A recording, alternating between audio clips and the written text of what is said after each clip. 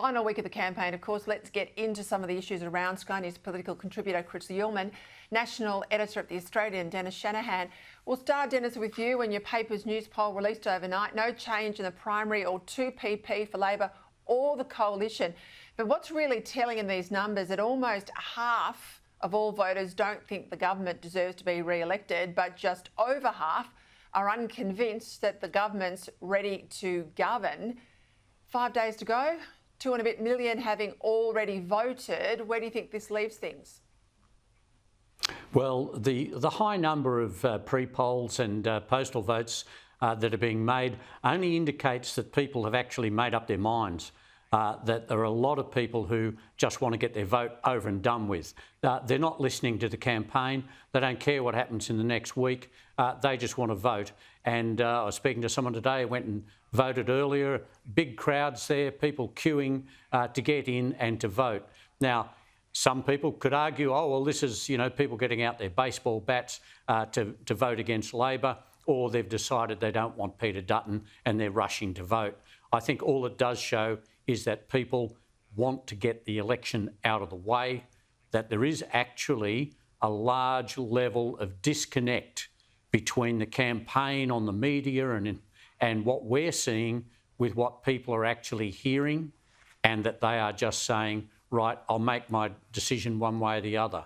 It also could point to the fact that we may have while we've got a higher level of early votes, we may actually have a low participation at the end on Saturday, because there doesn't seem to be that connection with the campaign, largely because, as you said before, this isn't with two charismatic leaders with big policy fights. It is an election that everyone wants to be over. And so what they're doing is voting early and saying, get on with it. Chris, there's still a significant soft vote out there, and Newspoll on those numbers, inside margin of error, sort of still says hung parliament, potentially a slim Labor majority. What are your thoughts? Well, I think there's only two likely outcomes now, and that is that it will be either a minority or a majority Labor government. And look, we don't know beyond what we're seeing in the published polls, but we know that coming into the last week of campaign, when the news poll says that basically picks one side, that side usually wins. And at the moment, it's picking Labor to win. Anthony Albanese is looking to pick up his primary vote. He'll need to do that. It's been dropping since really 2013, the Labor Party. But the coalition's primary vote is absolutely atrocious. Now, you said at the beginning of this campaign that this campaign was going to be very, very important. Indeed, it has been. And by that measure, the coalition has lost nearly every single week. I would say every week up until this stage. So they have very little time to left. People are already voting. I think a measure for the coalition is it has to get above 65 seats, at the very least, in this campaign, because it needs to be in a position to fight the next one. But by any measure, this campaign's been a bad one for the coalition. Maybe they'll have a good last week. Hard to disagree there, Chris. And of course, I think given the unpopularity of the PM, if he survives, he'll be changed out in this coming term. And that will be problematic for the Libs if they find themselves a more popular incumbent. Talk to me about that S&P warning to our credit rating this afternoon. Dennis, that's a worry. It is indeed a worry that S&P has basically called out what is a national accounting trick. This idea that you can just shift the debt and the spending off budget so it somehow doesn't count. Well, S&P hasn't copped that. They've said no, that this is obfuscation by the Labor government. They're not going to accept it, and they are saying that whoever is elected on Saturday, after that, they must address the spending and the debt and the deficit. Otherwise, Australia will be downgraded in its ratings. Curiously, when Jim Chalmers worked for Wayne Swan, he made the very big point that they were the first people to get A-grade ratings from 4 agencies.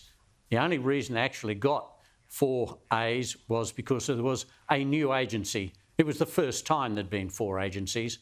Now he's faced with the prospect of losing a rating from one of the major ratings companies. This is a very bad look for Australia.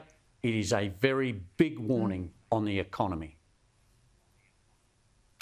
And I say to people around the country, this is precisely what happened under Labor in Victoria, and it feels eerily similar.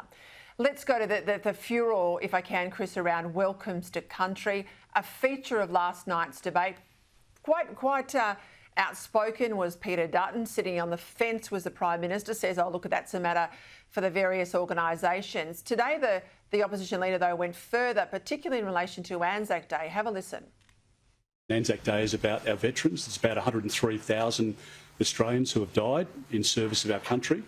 I think if you're listening to their sentiment, and we're respectful of that sentiment on Anzac Day, I think their majority view would be my read of our vets would be that they don't want it on that day. Perhaps one of the more recognisable for many Australians is that Qantas reads out it's in fact an acknowledgement to country when they land at their destination.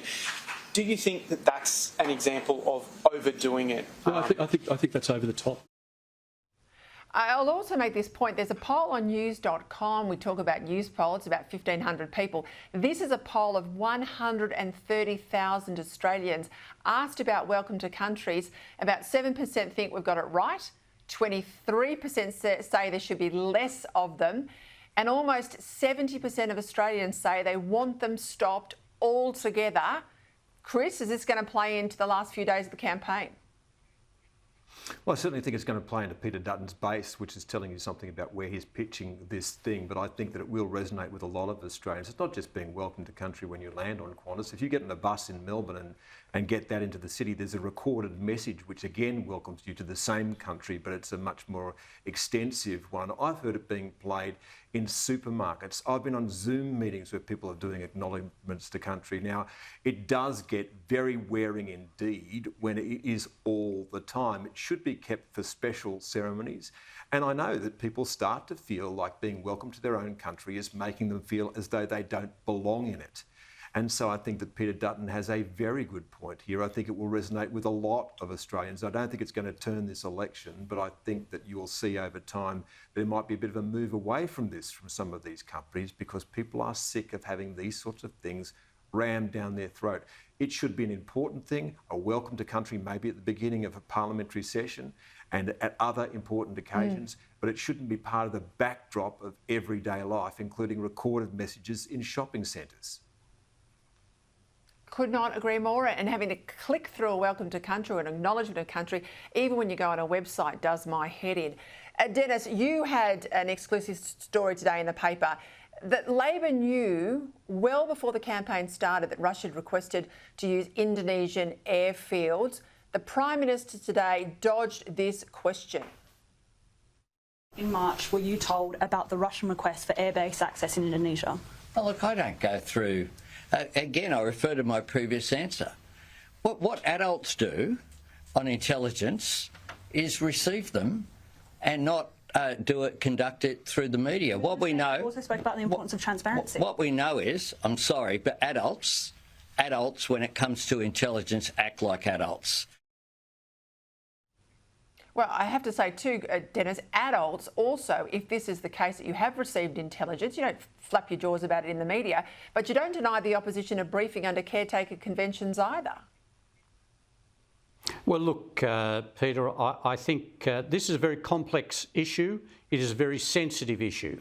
But given that the Prime Minister has talked about adults handling it, that the fact is the government was told after the visit to Indonesia by the Russian Defence Minister that there had been a request to transit, not a base, but to transit long-range aircraft, probably Tupolev 95 bombers, in Biak, which is 1,300 kilometres from Darwin and 1,800 kilometres from Guam. So it is a very sensitive position.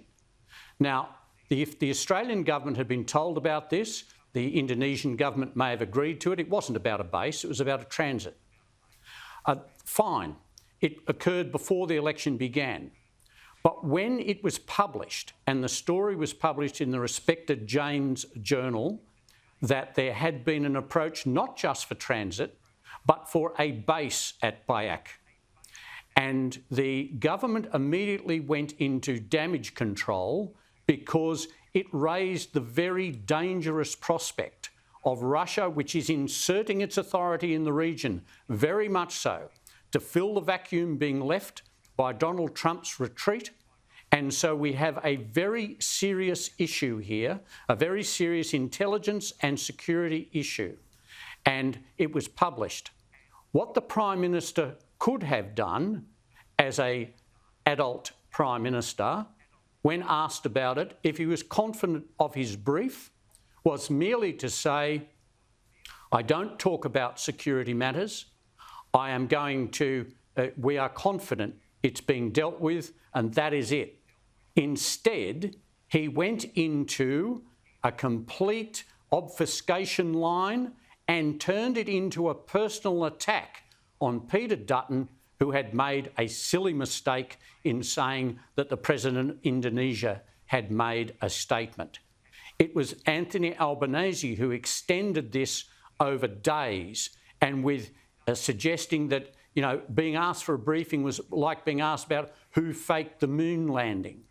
Murray Watt, Cabinet Minister, said, oh, it's like believing in the Loch Ness Monster.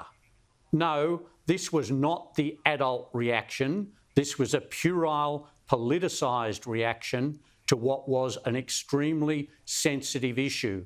That Jane's report may yet be correct, and it may be, as the Prime Minister suggests, that the Russians had made an approach to Indonesia apart from the permission to transit their planes, which they've done previously, and that they put in a request they knew the Indonesians would knock back, and then could later leak it with documentation, which Jane's reported, and then they can say, oh, we can cause trouble.